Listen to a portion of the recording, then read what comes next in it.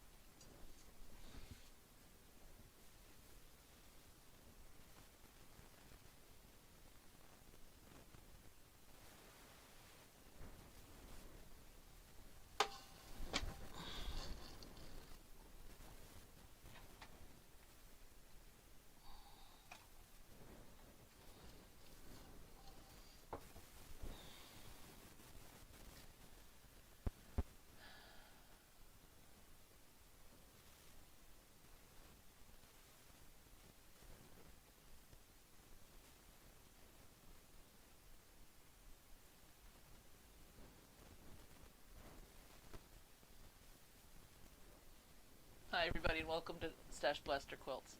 My name is Maria and I'm here to help you make more quilts in less time with less stress. I am not having the less stress right now because my computer has, of course, seconds before we went on, went a little weird. So I am attempting to bring back the chat in case some of you decide you actually want to comment on this. And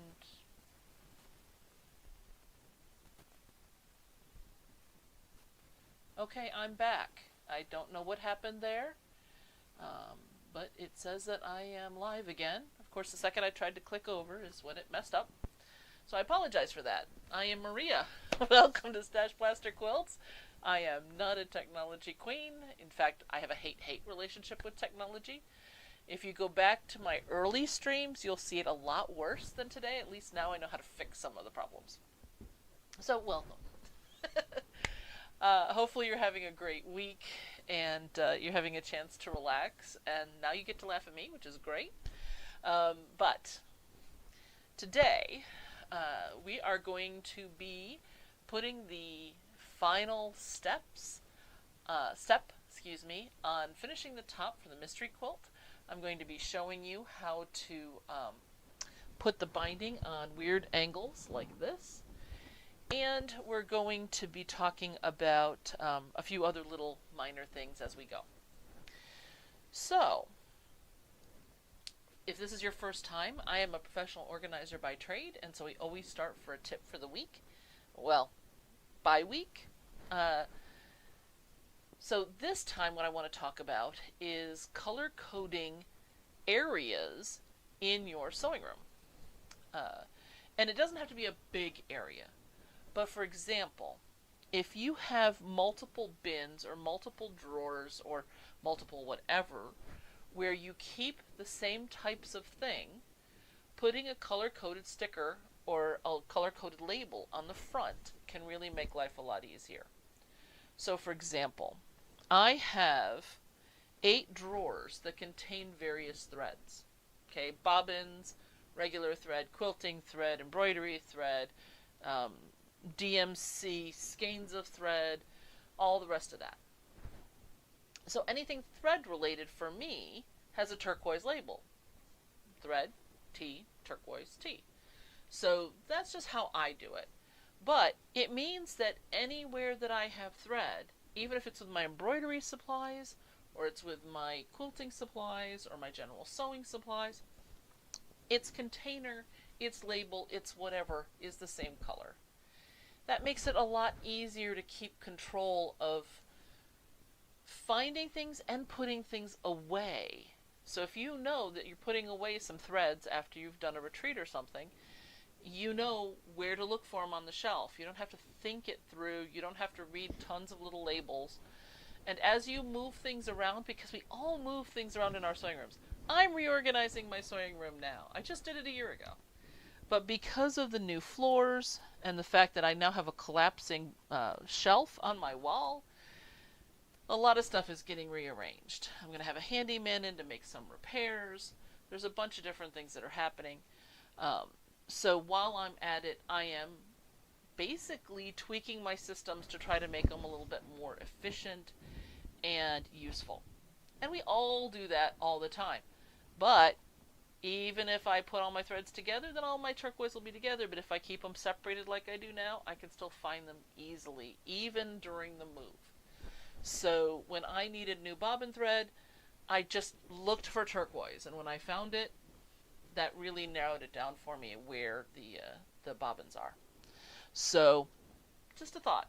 You don't have to just do files in colors. You can do any part of your home by doing color coding. I wouldn't pick a public area, so I wouldn't color code maybe my living room drawers where people that I don't know come to hang out, you know, or even those that are my friends, but they're not quilty friends. They're not going to come in my studio. So only my quilting buddies do, and very few of them do. Mostly because when we're doing quilty things, we're either at a different location, or if we're here, there's not a lot of room here, so we work in another room. They don't tend to come up to the studio. So there's very few people that have actually seen my sewing studio, you know, live in person. So it makes a difference. And so by doing a lot of color coding, makes my life a lot easier, so that when I'm in here, I can be really, really efficient. And it's the easier it is to put things away, the more likely you are to do it. If it's hard because you have to stack and unstack bins, or it's in really weird areas of the room, a lot of times they just get dumped on a table and then we walk out. And then we have to have a big day of putting things away.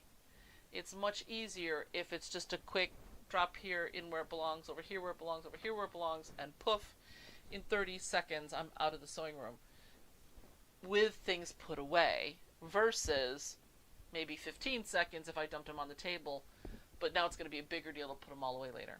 So that's the tip for this week. Okay. For some reason, I did not bring back upstairs the fish and birds quilt, and I just realized that. I intended to do that when I came up from dinner, so I apologize that that's not up here today. I did finish quilting the water pattern on the sand at the top, and I've been doing pebbles in the sand at the bottom, and that's all I've really gotten done. We had quilt camp with the Springfield Quilt Guild, which was 3 days, when I did a little bit of sewing, but I was mostly quilting on StashBlaster 3 and getting that. It took me a day and a half out of the 2 days that I had a machine there um, to just quilt that, because it's fairly large and it was just pushing through a lot. I was doing all the stitching in the ditch. I may add a vine later, but for right now it's at least solidified. I'll be able to square it up, bind it, and I can always add more quilting later if I choose to. But that's what I spent most of my time doing on those 3 days. One of the days was all handwork, so I prepped for and I did a little demo on English paper piecing. It wasn't my best demo, but the idea came across. So there are several people who are trying it now, which is kind of cool to know. So I did that, and I've been working on, getting this reorganization done. So all in all, not bad. Didn't get to progress as far as I would have liked to in some ways, but every step forward is a step forward, even if it's on a parallel path. So that's the way I'm looking at it. So I don't have that to show you this time. I will show it to you next time, which, if this is your first time, we meet the first and third Wednesdays of every month from 7 to 8. You are welcome to email me at mail@stashblasterquilts.com with any questions that you have. I'll answer them here. I've gotten a couple of suggestions of tips that people would like to see. There was one I was going to do today, but it's actually much more appropriate for next time, so I've delayed that one. But we're moving along. So let's talk about the mystery quilt.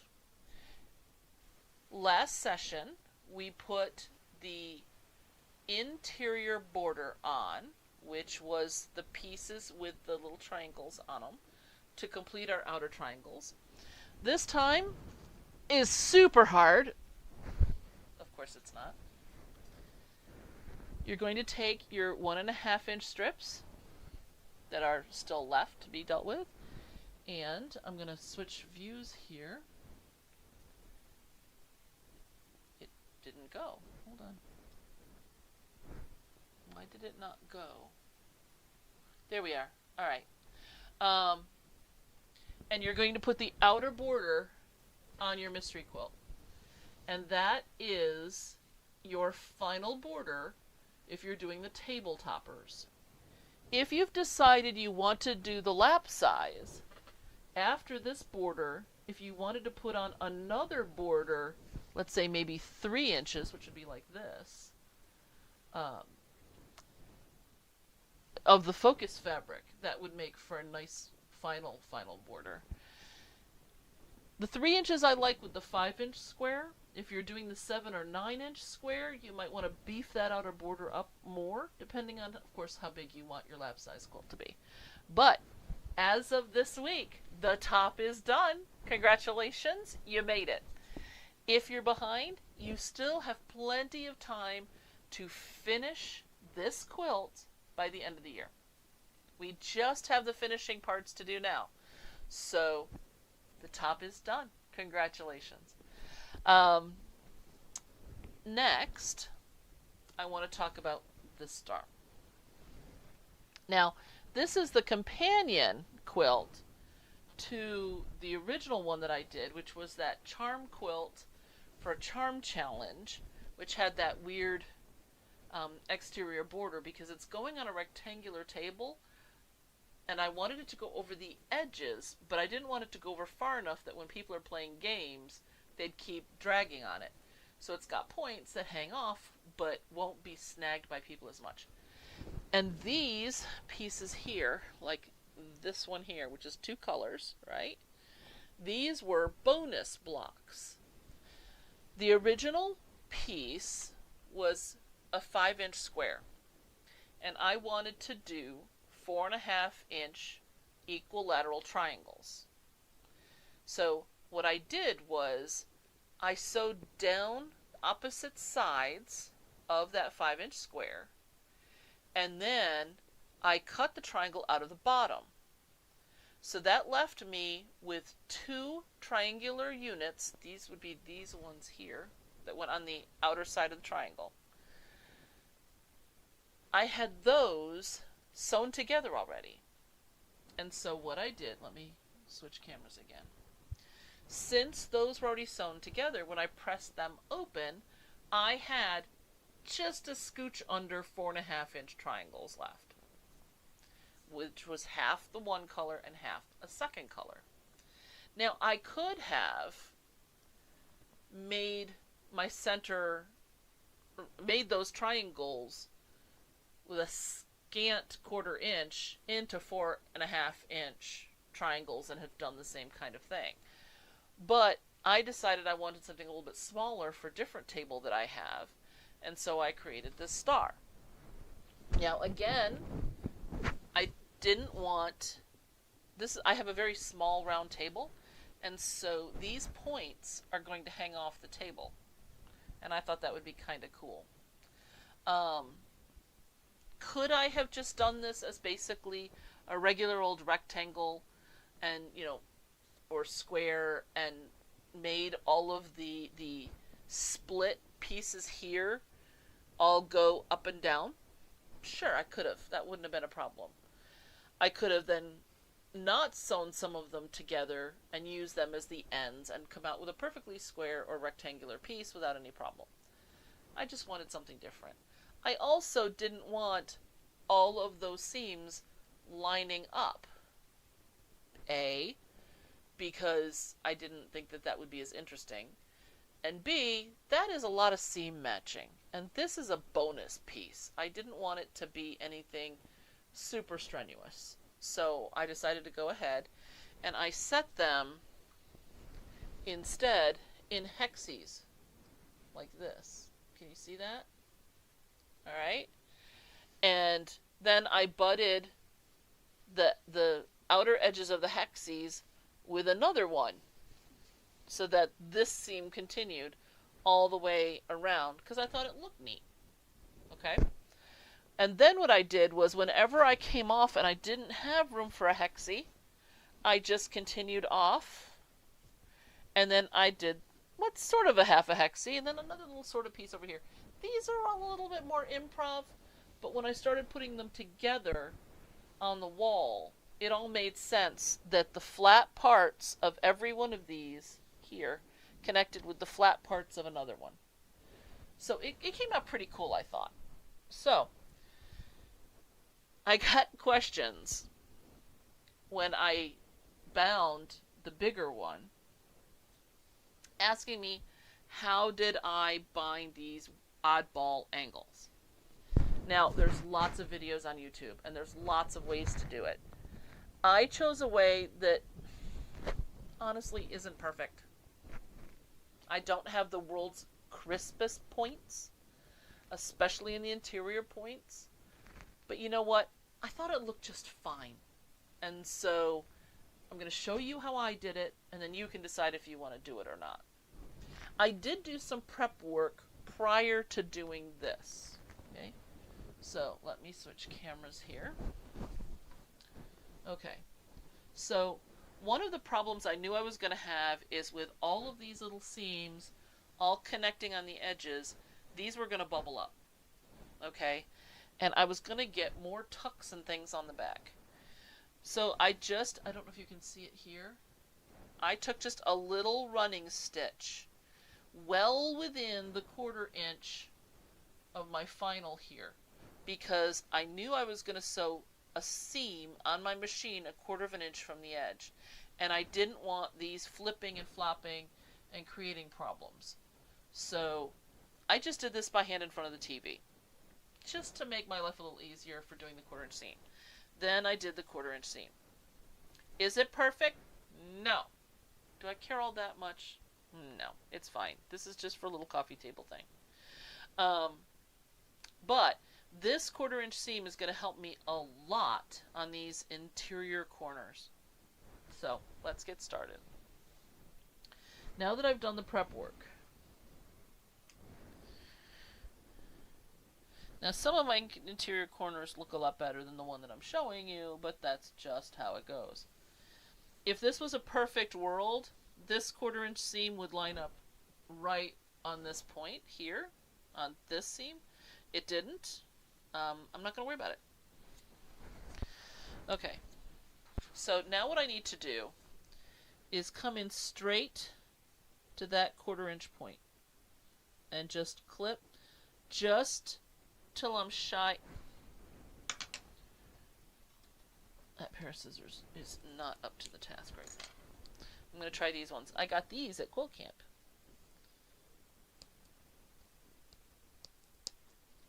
They were given away to us, which was very nice. So I'm going to split that just like that, up to, but not into, this 1/4 inch seam. And I'm going to do this all the way around.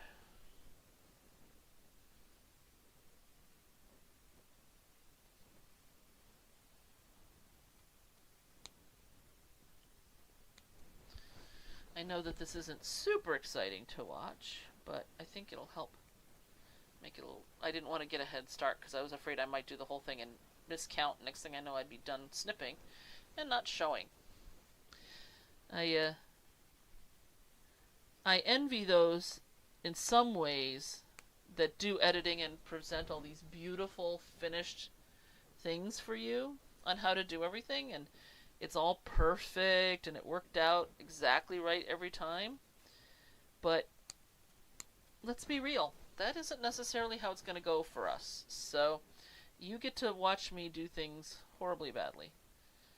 Now this is actually the way it should have finished. So you can see that my 1/4 inch seam here intersects right here at that junction. And that's how all of them should have been. Could I have fussed with it? Sure. But I didn't need to, so I didn't. Alright, turning on my machine. I'm going to swing this camera around. No sickness, please.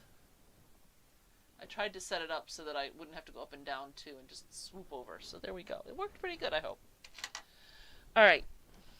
Let me take my strips from before and stick them back up on the wall just to get them out of my way. Alright. Now, the tools that I have handy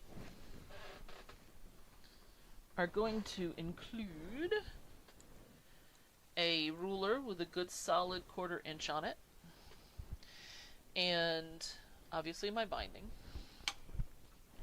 I'm not going to do the whole thing today because I think that would be boring for you to watch me go around and around and around, but I'm going to show you both points a couple of times. I do not press my binding. I used to all the time. But I found that when I had a hard edge here, and I was sewing and I would... Hold on, let me move this back a little bit so you can see better. If I had a pleated edge, a pressed seam here, when I would fold it, and then I would wrap it around the batting and everything, that pressed edge might not be exactly where I wanted it. And I would wind up with extra bulk underneath because the press was slightly back because of the wrapping. By doing it this way, I'm going to sew this onto the first side, like so. And then when I wrap it around, that point may move, but then I'll just finger press it down and it'll be a nice clean edge when I sew this binding on the back. So, for those of you who were on early, actually let me go back here. I told you I was going to explain why I was washing my hands seconds practically before this started. I knew that you were going to be watching my hands today. So I had that dipped nail polish, which is super thick, on my nails, and I hadn't had a chance to work on it for a while. So about 1/3 of my nail bed was exposed. I'm like, oh, that looks terrible. So I decided I was going to take those off. Well, you have to soak your fingers basically in acetone. And what you do is you take a cotton ball and you get it really, really wet with acetone and you put it on your nail, and then you wrap your finger in aluminum foil. Now, I don't know why aluminum foil, but it's aluminum foil. And then you have to wait. And so I was doing that, and it wasn't working. It half worked, so now I had sticky, gummy fingernails for a while. So I had to keep doing it until 5 minutes before we started today, this finger still looked like it belonged to hand, looked like it belonged to an alien because it had these silver glops on the end of each finger.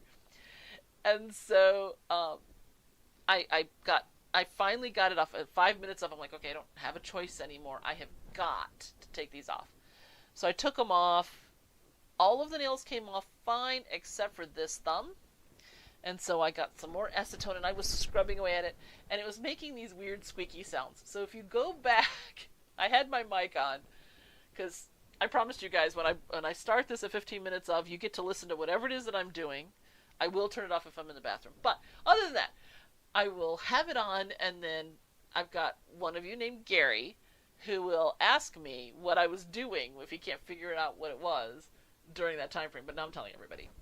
So there's these little squeaky sounds, and there's a little bit of nail file as I'm trying to get this so that it's not sticky as I'm trying to manipulate. So my attempt to have beautiful nails for you this evening turned into, well, they might be better than they were before, but they're not right. I have a little bit of a break, and then I have a class after this, so by the time that class is over, I'm sure that they'll be beautiful, because I'll have a little bit more time to soak the recalcitrant one and, you know, get them all nice and pretty and polished up and everything before my class. But things went in the wrong order today, so there you go. That's what I was doing. That's the weird sounds you heard. And I apologize, but I was trying to look nice for you, so there you go. Because you're about to watch my hands a lot. You were watching them for a couple minutes there, but now we're going to be going and doing this. Okay, so let's go back to camera 3. Now, one of the issues we have here is this is a short run. How can I put this so you can see it? Wow, this isn't helping at all, is it? I'm going to have to pull this back and turn it a little bit. Okay, so the run is from here to here, which really isn't very far at all.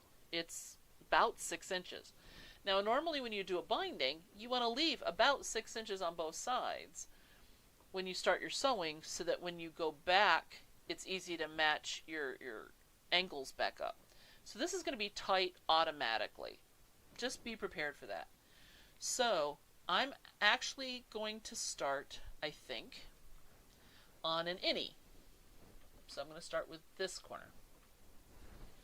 So my binding is here on my favorite organizational tool, the toilet paper roll. You can see that there, right? Normally this would be in a box underneath the table on a spindle. But today, I'm just not going to worry about it. So I'm kind of setting it up over here. I'm going to use it the same way. I'll just have to unroll more of it as we go. So I'm going to fold this as if I was going to press it. I'm still going to leave myself a good long floppy bit here, just to make it a little bit easier later when it's time to mesh my edges. Okay, so now I'm laying this along my edge. So this is where I'm going to start sewing. I'm going to start about 2 inches before the corner. Okay? I do have here, this is, Karen Brown calls this a ledge. This is about 4 layers of painter's tape right at the 1/4 inch mark. That just gives me something that I can easily press up against while I'm sewing my piecing. It's not going to make a big difference here because the quilt itself is so much bigger than that. I'm going to actually turn on a couple more lights here, hoping you'll be able to see better. Alright. Until I put the black on here, I didn't realize just how bad that was. Okay. So, on this particular machine, halfway through this foot is my 1/4 inch. I know that just from practice. So even if I didn't have the ledge, I would know. I'm going to hold my threads over here, needle down. Oh, you can't see that.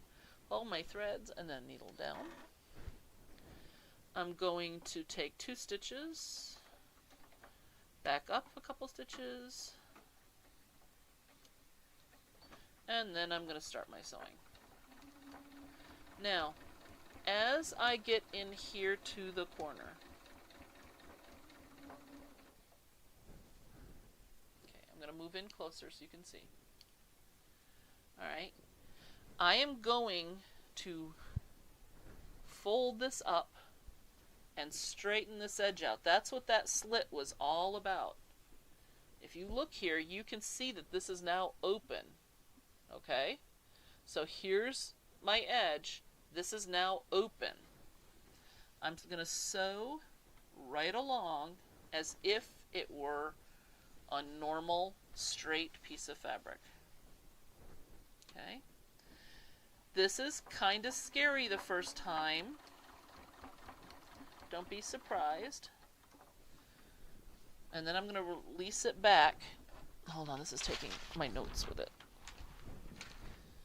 You wear on your sewing table, stuff is going to shift as you do this. So I'm just moving stuff out of the way. Okay. I'm going to line these up. Put them on this edge. Now you can see how this is folded up around here. Okay, let me see if I can get you a better view. Okay, this is up here around this screw. That's right. That's what it's supposed to do. Okay. Now I gotta straighten this out again because I had to move it for you to see it. Alright, so now I'm gonna stitch towards the point.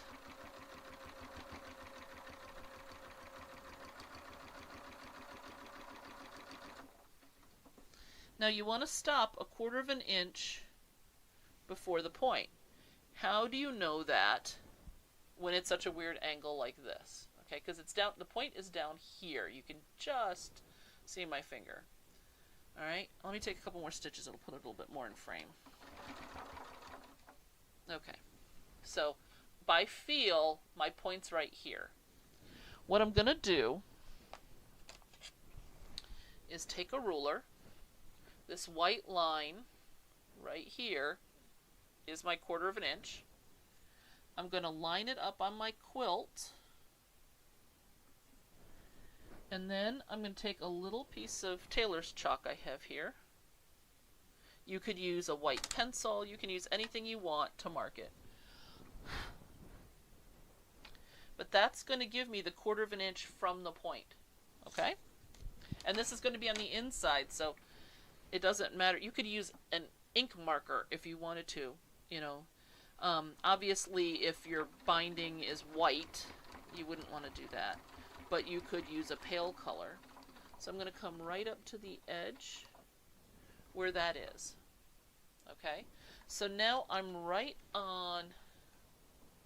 I don't know how to angle this for you to see it better, and I apologize. I'm sure that there's a slick trick that they have for the production quilters. Maybe if I lift the foot a little more. Can you see? No, you can't see.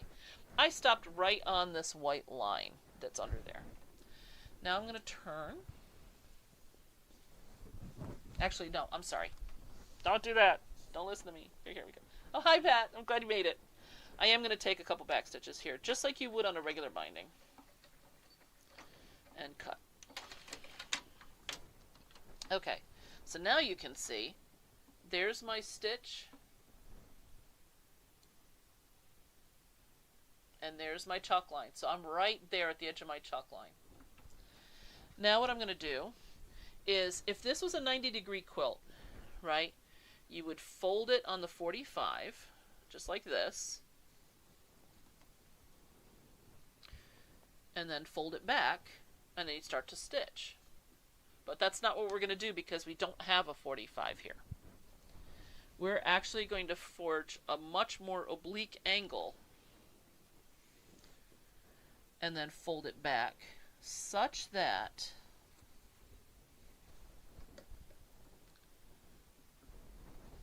we're going to want the fold right here, right at the point.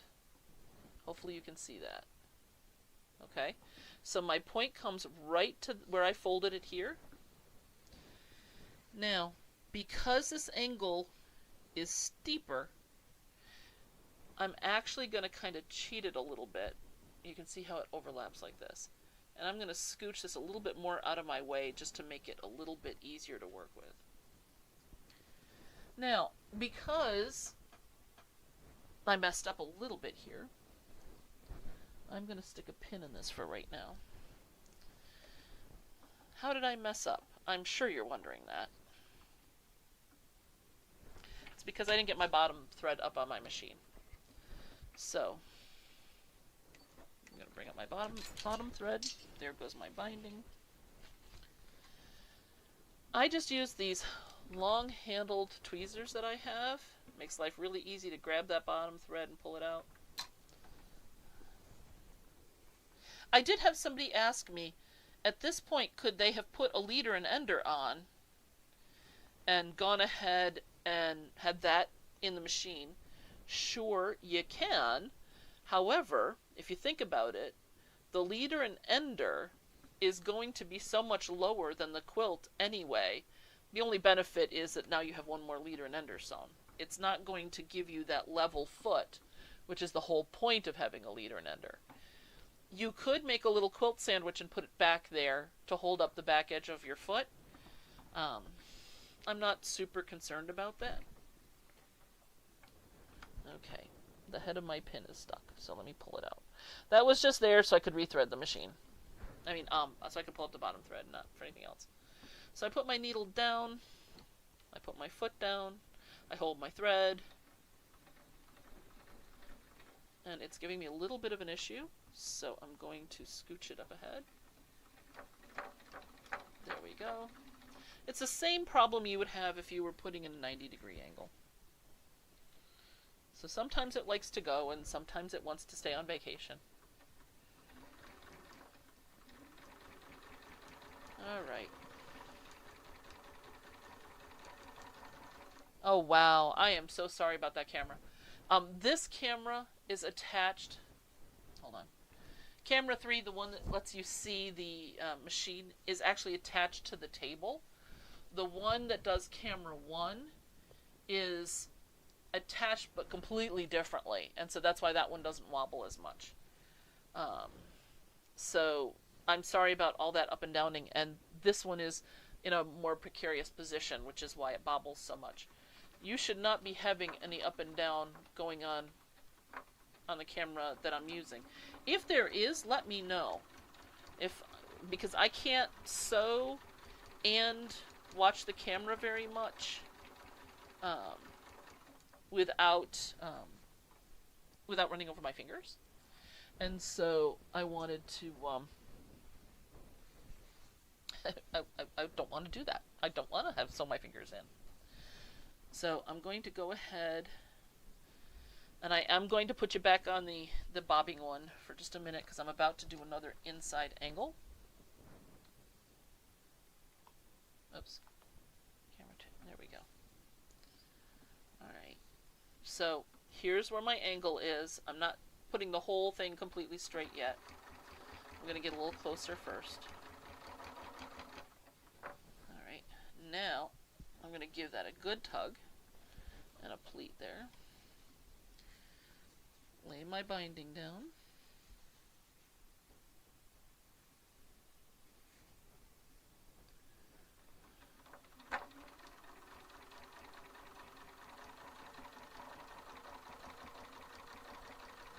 Alright.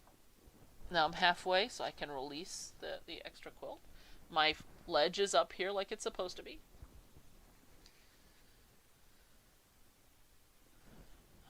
Keep stitching towards the outer point.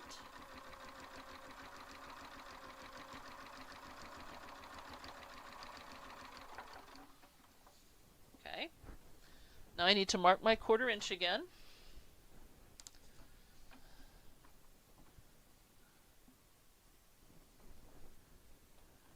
This is the last one of these I'm going to do. I'm only going to do the two ins and outs today because I don't want to be incredibly boring. Just a little boring.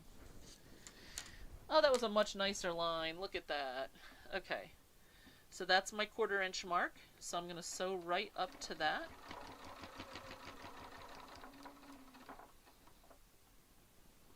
And then backstitch.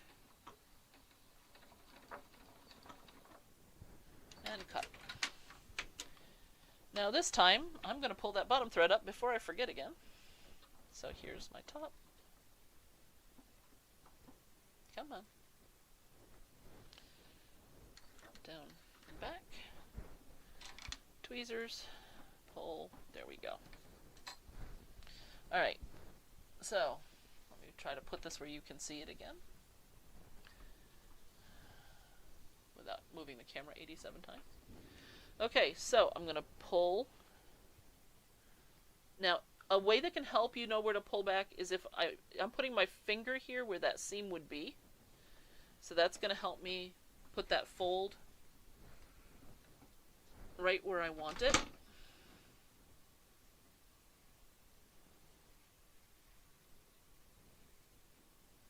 Okay. And then I fold it back.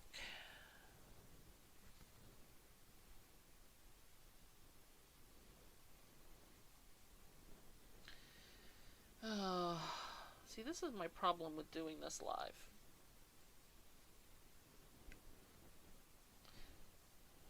My hands get in my way. I know it sounds weird, but trying to do it in a way where you can see me while I manipulate it and I can see what I'm doing doesn't work out as well as I'd like. When you are filming, you can change your angle 47 times and nobody knows. Because you just edit it all together and it looks like you know what you're talking about. Alright, I'm going to needle down.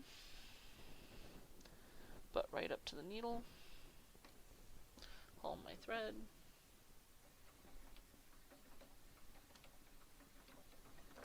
And ease it on down the road here.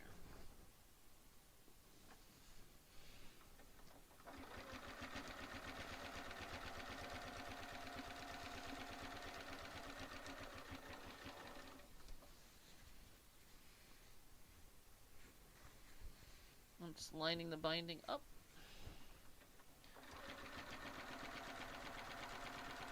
And off I go. Now, I'm going to stop here. I'm going to back it up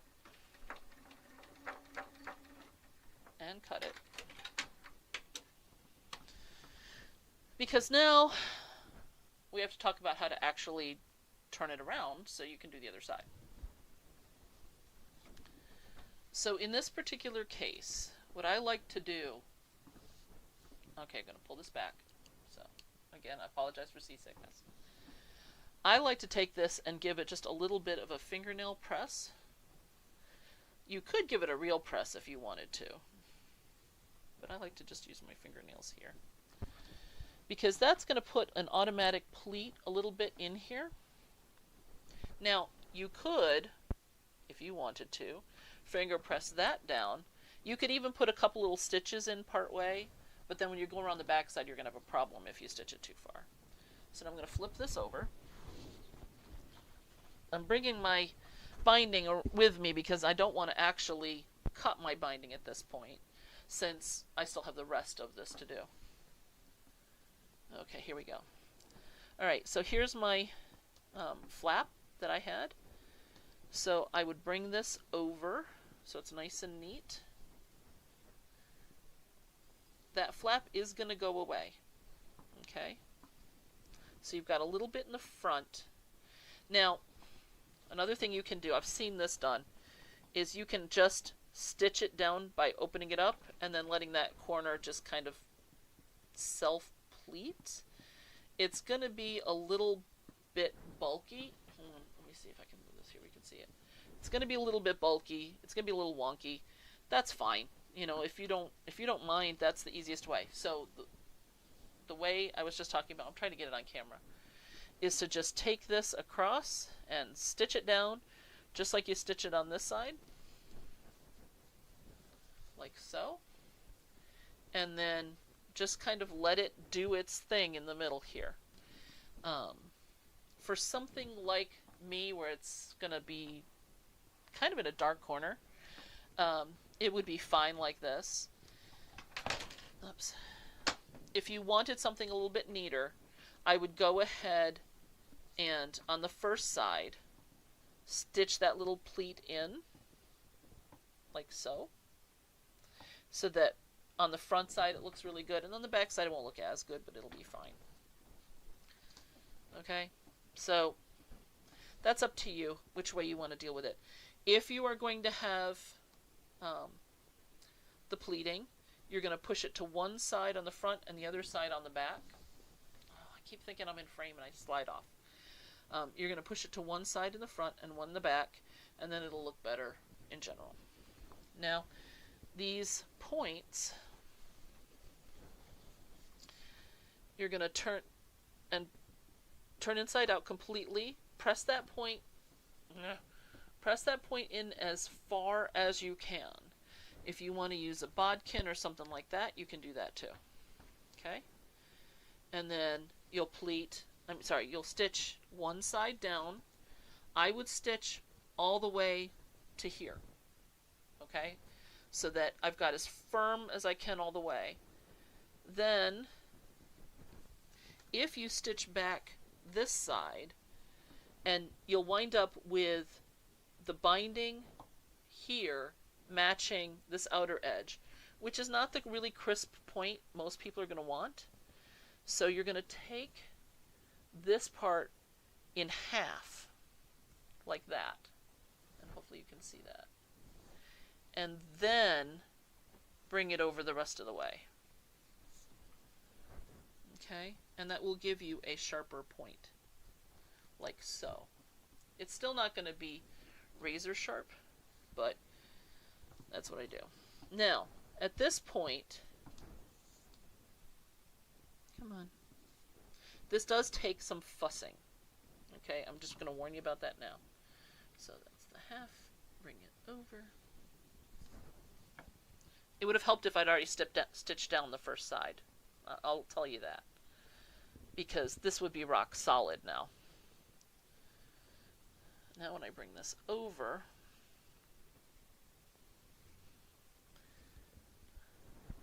where's a pin? Here's one.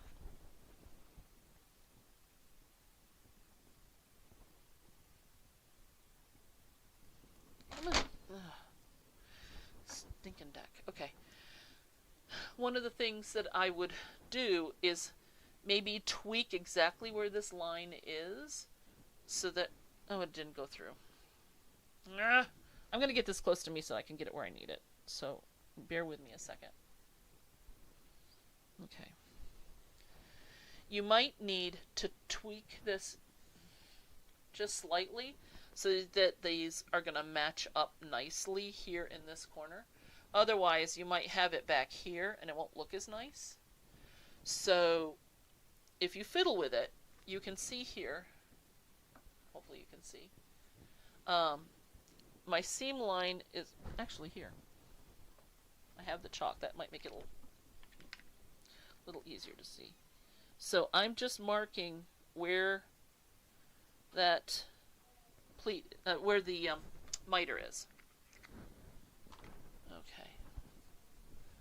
Okay, there you go. Okay, so now you can see the fold is just to the right of that line. So this point lines up really nicely here. Like I said, you might need to finagle this just a little bit. But all in all, that's going to give us a nice point on the edge, and it's going to give us a good turn here at in the center of this point.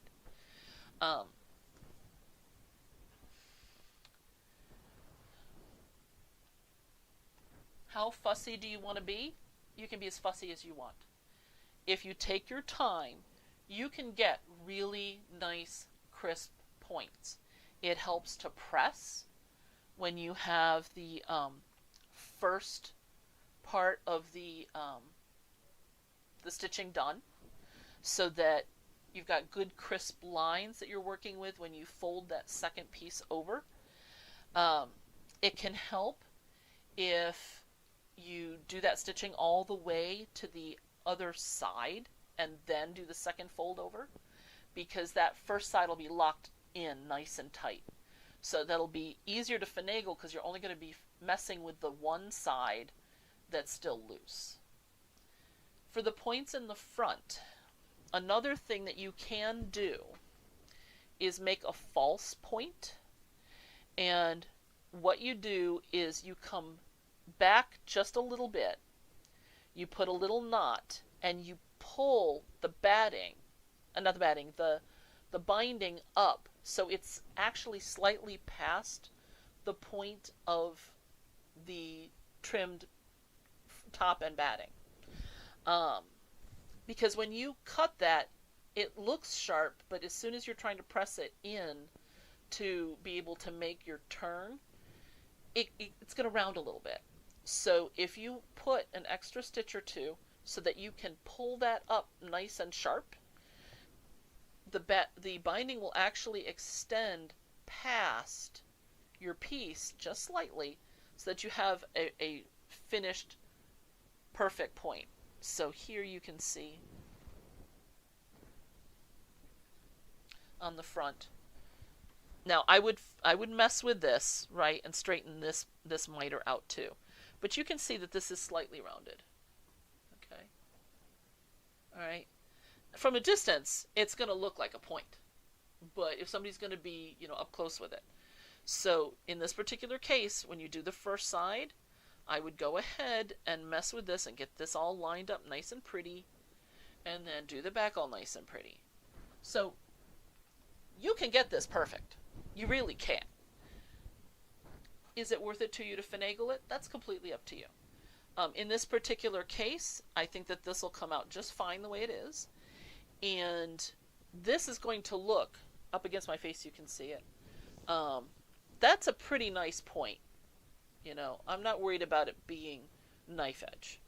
And then on the back, it'll look nice because both of the binding pieces are going to match in the middle. And this doesn't take long to finagle at all, to finesse. So that's completely up to you. Whatever you're comfortable with, I just wanted to give you that as an option. So at this point, I've sewn 2 of my innies and 2 of my outies, and I still have 4 to go. And then I will need to finish off my binding in the normal way. Now, because this is such a short side, this is going to be a hard joining to get that 45-degree angle. But here's the thing. This isn't a 45-degree star. I could put in a different kind of angle if I chose to do my binding edge, to put my binding pieces together to close it off. You can also do the old-fashioned version of you stick the one inside the other and then you stitch the outer one down. And that's a little bit easier because it's there, you've already folded over that. If you don't know what that is, maybe I should explain. If I were to have come around this point, now I have 2 floppy parts here, right? I can press one of these, I can cut an angle and press the raw edges under. And the reason for that is because now I will have a finished outer edge. I could then slide, what have I got handy? Hold on. It might be easier with a demo.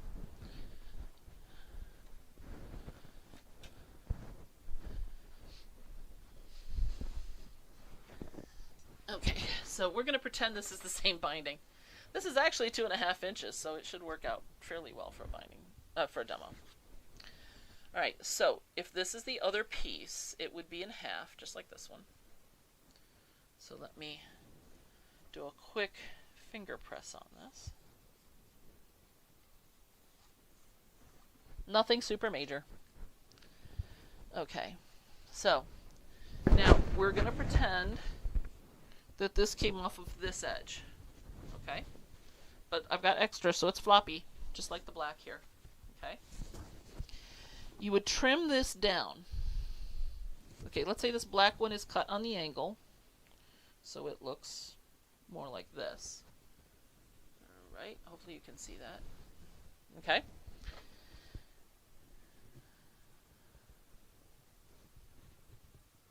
Hold on, let me try to line this up a little bit better. There we go. Okay. So This is going to look more like this now. Hold on. Let me switch to camera 3 so you can see better. Okay, no, you're still not seeing better, is it? Alright, hold on. That chalk is coming in a lot handier than I was expecting today. Okay, so I've just marked the edge of this fold so you can see, okay? So, what we usually would do is if you had cut this, there's lots of ways to do binding, but we would have then taken this piece, cut in the appropriate way, sewn this edge to this edge, and completed our binding that way. If, however, you took this, you made your fold, you got it all cut and everything, what you could do is take this floppy bit here, tuck it into this one so that there's no gap.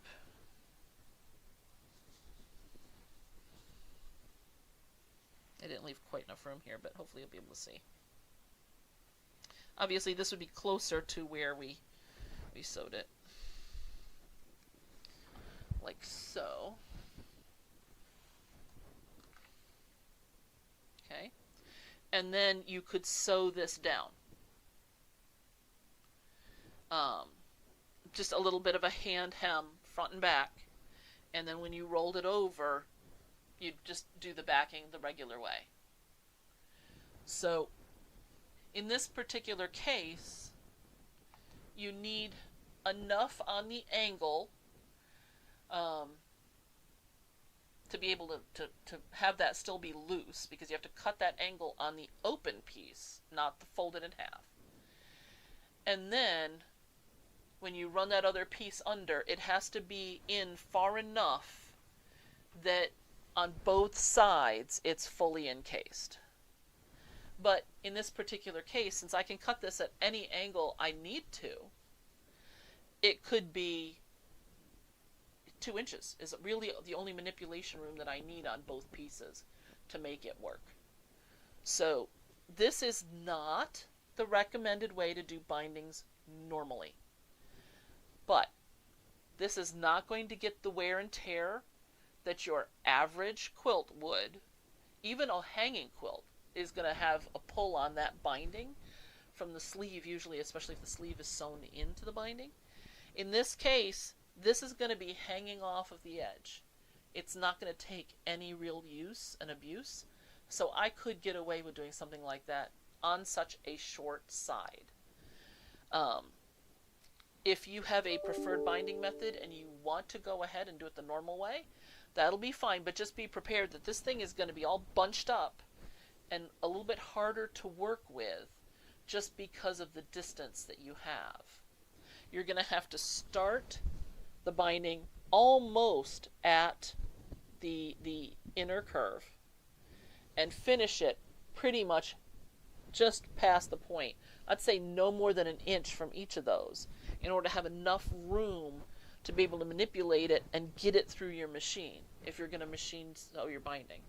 Something like this will take you a couple of minutes extra because it's hand done instead of machine done, but you don't need to have that manipulable space.